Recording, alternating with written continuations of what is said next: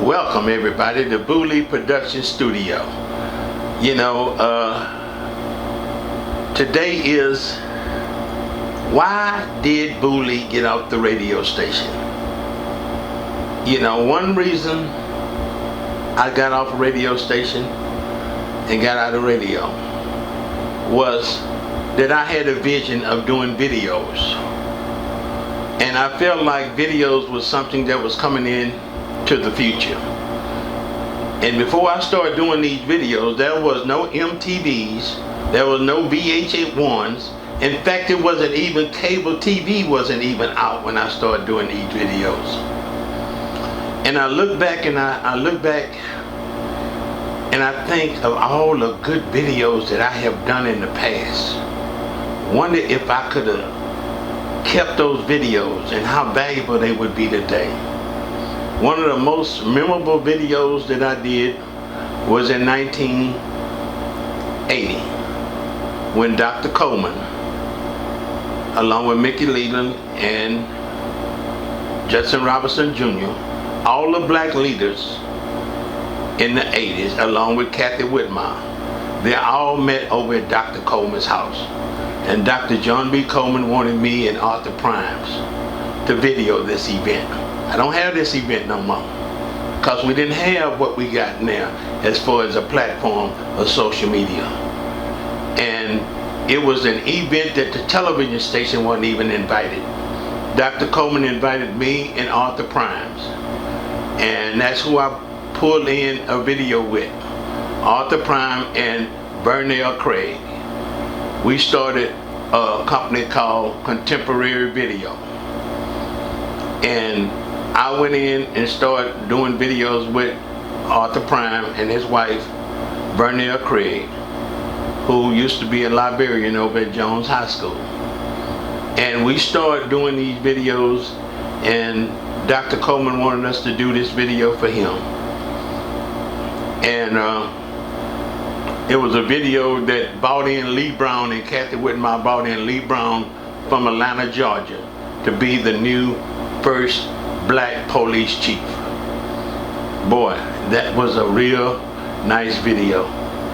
And it was supposed to be for a few people, but when it all boiled down, man, everybody who wanted to be somebody was there, everybody who used to be somebody was there, and everybody who was somebody was there. And I always remembered the most important person there to me was Doyle Carter, the founder of the Forward Time. And that was one of that I wish I could have kept. And the other one was a Budweiser Super Fest. Oh my goodness, if I would have kept that video. Man, I was up on Frankie Beverly about as close as you are with me on this video. And Frankie Beverly, it was the Budweiser Super Fest. And did he put on a show? Oh, and I was right up on him, and I was keeping up with him in every move. And right then, I knew then, this is what I wanted to do. I mean, I did such a good job on Frankie Beverly and Mays that night at that Budweiser Superfest. I was so impressed with myself. And think about, I don't have those videos now. Even if I did have it, I would still have to get the authorization through Capitol Records to keep the video, to be able to air it, to let you guys look at it. But this is the vision I had, and it's been a long vision, because when I first started doing these videos, it wasn't no MTVs, and like I said, wasn't no cables. And then the only way you could look at these videos is you had a VHS recorder, and those were costing about like $1,000 a piece during them days when they first came out. And I never forget Mr. Richard Jones at the Silks of Houston. He always wanted me to video his birthday parties. And I started doing those videos, and I wasn't making any money, just like I am now. But it's okay now, because now I'm leaving a legacy behind. I'm leaving something that people can be able to look at when I leave here. So it's okay now. But during them days, I had no way of getting paid, and like I am now, and it's volunteer work. everybody enjoyed it, because when I started doing these videos, and I was working at the Change of Pace, thanks to Mr. Wilson Robinson, Blimp, his brother Rob, his sister Eddie, and his big sister Emma Robinson, and along with Blade. And I started showing these videos at the Change of Pace that was downtown. And they were so impressed, because things that they were seeing that I was doing at that club, they had never seen that done, not even on television. And to see the time that I did a Prince concert at the Hawthorne Pavilion, I was doing a lot of concerts, because Arthur Prime, who I was working with, he used to be a member of James Brown and the Flames. So he had all the connection to the record companies. Plus, I was used to be working at the radio station, had just not long quit KCOH. And when I started with these videos, like I said, it was an uphill battle, and I got out of it because I just got so disgusted, because nobody was buying them. Everybody liked them, but nobody was buying them. Nobody was paying me for my time. And I had no way of keeping them up like I do now, thanks to social media and the platform that we have with YouTube and Facebook.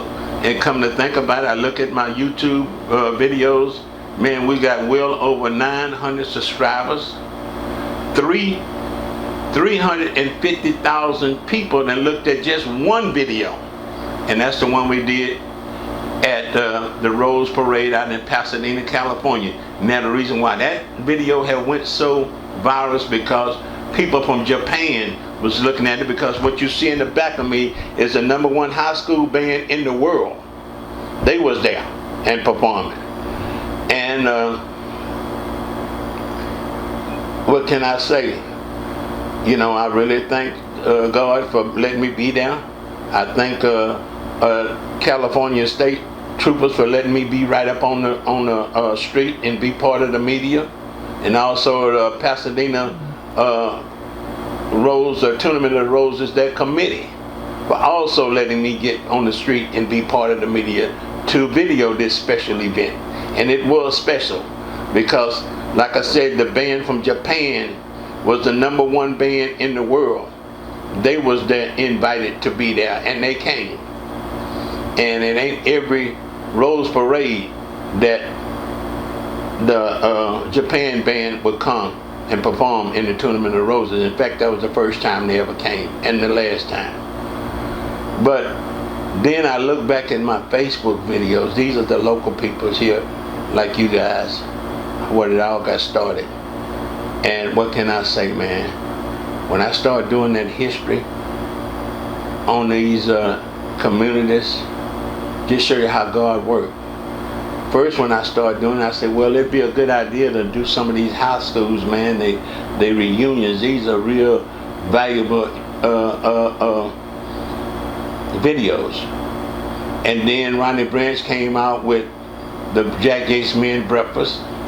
And I said, well, these are real nice, because some of these guys, when Ronnie Branch started that, he said, man, the reason why we want to start this, and he got with me and Jerry Shepard, Marvin Neal, the late but never forgotten Carlton Land, and Don Burns, and Danny Armstrong, and Jerry Shepard. And we met at Ronnie's house, and he said, man, we want to do this in because a lot of these people are leaving here, and it's so sad that we don't see each other until funerals come along. So he started the Jack Yates Men Breakfast. And from then on, I figured, well, if this is the case, then let me video some of these, because some of these people might not be here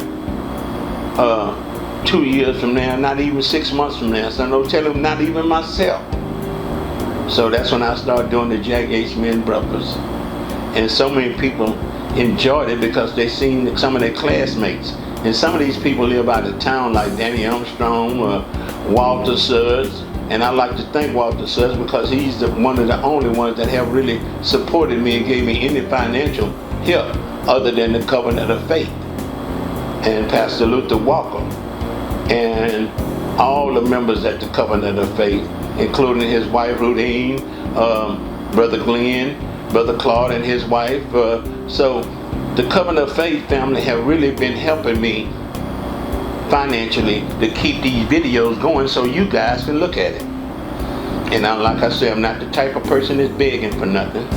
So God is blessing me, because I'd rather have the good relationship with you guys than to have money and have a bad relationship with you guys. So I'm thankful for you, and I realize some of you could give if you had it, but I realize times are hard. But God is still making a way for us to keep these videos going. And I'm so thankful that I got over 3,500 people that follows me in these videos. And it keeps me going and keeps me wanting to keep on going. And like I said, one of the biggest videos that I've done on Facebook videos is the history of 3rd Ward and Sunnyside. Over 99,000 people have looked at that video, and it's less than 3 years old. And it has reached over 150,000 people that video have reached. That's the Facebook video. So I'm very thankful for you guys. I will be making another video. In fact, it's getting so hot now, I think we're going to start making most of the videos and the editorial videos of mine. We're going to start making them inside the studio, because you guys need to know how the studio really looked. And this is Boo Lee Studio for Boo Lee Production. Thank you so much, Facebook family. Thank you.